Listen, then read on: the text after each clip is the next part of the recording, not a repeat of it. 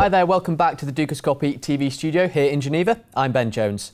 Back for the second part of his interview is Spencer Lodge from Fund Advisors. Spencer, thank you very much for joining us again. Good afternoon. So, can you begin? We're obviously looking at UK pensions. Can you elaborate on the changes that have been made?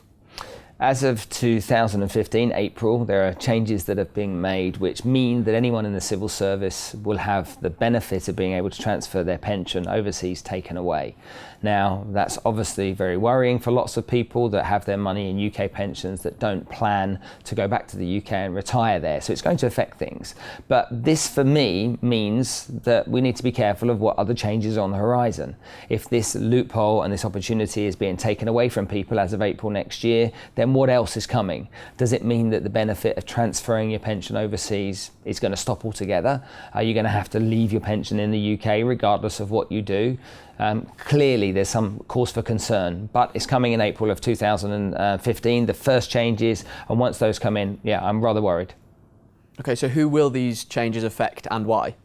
Okay, so you have anyone in a civil service, you have government employees, you have firemen, nurses, teachers, police officers, army. So everybody that's employed and financed by the government, the benefits of being able to transfer your pension are taken away from them as of April of next year.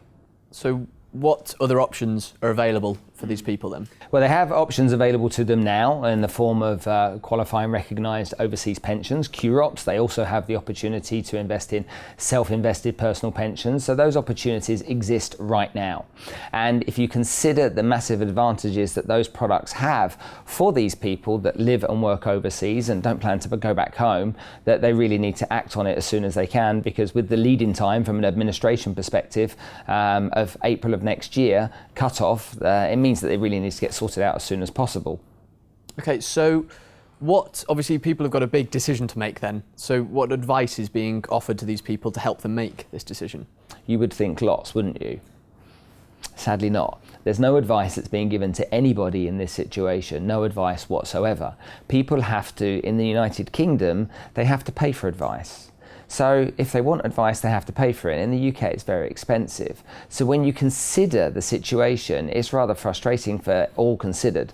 Most people don't know what to do. So where do they go? They have to get advice and they have to pay for that advice, very expensive as it may cost. What are your other options? Well, you can deal with a company like us where we would give the advice free of charge and enable people to understand what they can do and what they can't do. But really, with the changes that are coming up in April of next year, time is of the essence. Okay, and how important would you say it is for people to conduct a regular review of their pension plan? I think that it's absolutely essential that people review their pensions at least once a year. It's really important that they understand what they're doing, how they're doing it, and making sure that everything is tied up and linked up to where they need to achieve and what they need to achieve in the future. So when you look at it, a lot of people will think, it's long term, it's my retirement plan, it's my pension, I don't need to worry about it.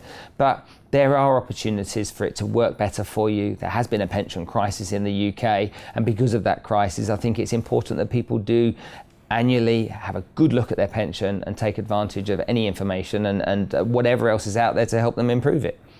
Spencer, once again, it's a pleasure having you in the studio. You're welcome. And thank you for watching. Do make sure you click back to Dukascopy TV, as we'll be bringing you Spencer's final interview. But for now, goodbye.